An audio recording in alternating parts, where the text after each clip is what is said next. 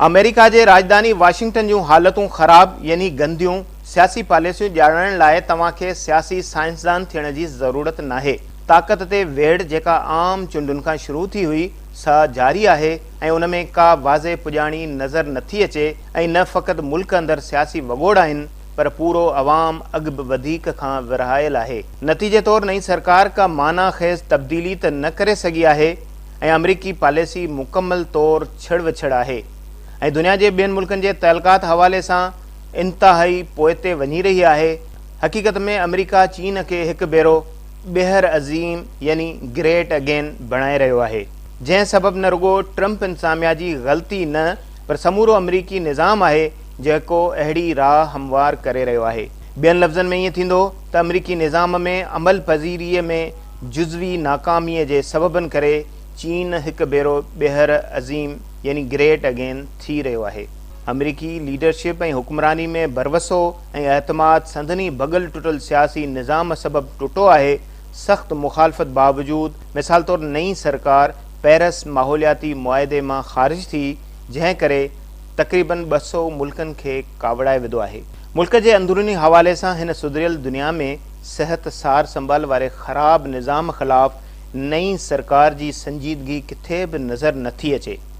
उन सां गॾोगॾु हवाई अॾनि, पुलियुनि, रोडनि रस्तनि ठाहिण ऐं बंदरगाहनि जी ॿीहर अॾावत ऐं ॿियनि शयुनि बाबति ट्रंप जो $1 ट्रिलियन वारो इंफ्रास्ट्रक्चर इन्वेस्टमेंट मनसूबे बाबति किथां रक़म ईंदी या उन लाइ पैसो कीअं ख़र्च कबो बाबति अञा ताईं को बि मुआइदो नाहे थियो। बहरहाल हिन वक़्तु इंफ्रास्ट्रक्चर ते सीड़पकारी करण में चीन दुनिया जे ॿियनि मुल्कनि खां पहिरें नंबर ते आहे ऐं हाणे चीन दुनिया जूं वॾे में वॾियूं ऐं डिघियूं पुलियूं अॾे रहियो आहे। उन सां गॾु ॿियनि इंजीनियरिंग अजाइबात जी मेज़बानी खे हथी वठराए रहियो आहे। पीपल्स डेली जे फेसबुक पेज ते आर्टिकल चीन जे हाई स्पीड रेलनि में हाणे मुसाफ़िर कीअं स्मार्ट फ़ोन ज़रिए खाधो घुराए सघनि था जे जवाब में हिकु पढ़ंदड़ लिखियो त अमरीका में असां वटि हाई स्पीड रेलूं आहिनि ई कोन। चीन दुनिया जी वॾी बुलेट ट्रेन नेटवर्क जो घरु आहे ऐं ताज़ो ई चीन पंहिंजे नयनि हाई स्पीड रेलुनि में इज़ाफ़ो करे रहियो आहे। फ़र्क़ु तौरु उन पढ़ंदड़ इशारो ॾिनो त चीन जो इंफ्रास्ट्रक्चर ऐं उन जी मुस्तहकम मैशियत केतिरनि ई अमरीकन तोड़े दुनिया लाइ मिसाल। हिकु भेरे दुनिया जे model great American meltdown अमरीका खे अजीब सोप ओपेरा में तब्दील करे छॾियो। उन्हनि किरदारनि सां गॾु जेके उन ट्रेजरीअ खे रोज़ाने बुनियादनि ते हैंडल कनि पिया। पीपल्स डेली जे गैर मुल्की एडिशन जे WeChat अकाउंट में वॾे पुट बाबति ताज़े तबसरे ट्रंप जो पुटु ट्रंप रूस सूप ओपेरा में घलिजे पियो। ज़ीए केडाऊ चयो त इहा खिल जोगी ॻाल्हि आहे त समुंड जे हुन पासे खां वधि मिले थी। हिकु माहिर मूजिबि चीन अहिड़े क़िस्म जूं सियासी रांदियूं खेॾणु बर्दाश्त नथो करे सघे।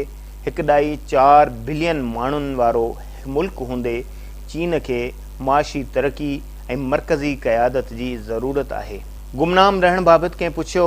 हक़ीक़त में मज़बूत क़यादत ट्रंप जे उन अपील जो बुनियादु हो जंहिंमें अमरीका खे अॻूणी पोज़ीशन ॾांहुं आणणु हो, पर अमरीकी सियासी निज़ाम उन खे ॾुखियो बणाईंदे साणस लाइ इहो मुमकिन न बणायो त अमरीका खे ॿीहर अज़ीम बणाइण यानी मेक अमेरिका ग्रेट अगेन वारे एजेंडा ते भरपूर अमल ऐं संदसि चूंड मुहिम दौरान कयल वाइदनि खे पाड़णु मुश्किल बणिजी वेंदो। जॾहिं त अहिड़ी सूरताल चीन में नाहे।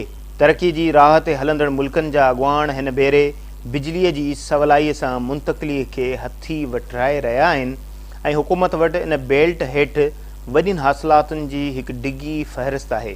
मिसाल तौरु चीन वॾा आलमी क़दम खणी रहियो आहे जहिड़ोकि माशी ऐं सिफ़ारती प्रोग्राम बेल्ट एंड रोड जेको दुनिया जे माशी लैंडस्केप खे तब्दील करे पियो।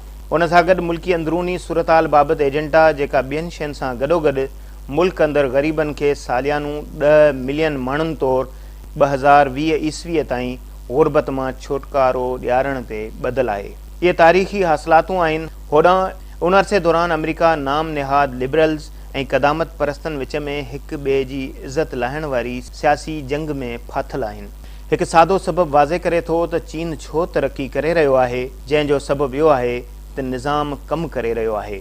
अमरीका जो सुखड़जंदड़ आलमी असरु उभरंदड़ चीन अॻियां इहो ॾेखारे थो त चाइनीज़ मॉडल जी नाकामी मुक़दर में इन करे नाहे लिखियलु छाकाणि त इहो मॉडल जमहूरियत जे अमरीकी मॉडल जहिड़ो नाहे।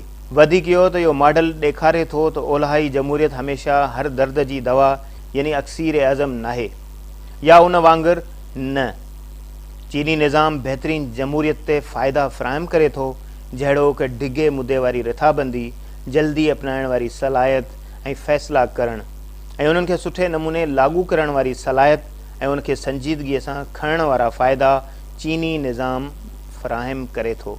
तंहिं करे सोचियो त चीन जी कम्युनिस्ट पार्टी जी क़यादत में सियासी कंसल्टेशन ऐं घणियुनि पार्टियुनि जे सहकार वारे चीनी सियासी निज़ाम बाबति तव्हां छा चाहींदो।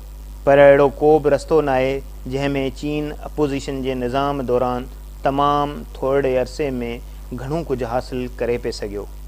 अॼु जो जदीद, खुशहाल ऐं मज़बूत चीन क़ाबिलियत ऐं कमनि खे मौसर अंदाज़ सां उकलाइण वारी पैदावार आहे। मुस्तक़बिल जो चीन बि साॻे निज़ाम मां पैदा थींदो। शायदि चीन जे मॉडल मां अमरीका 2-3 शयूं सिखी सघे।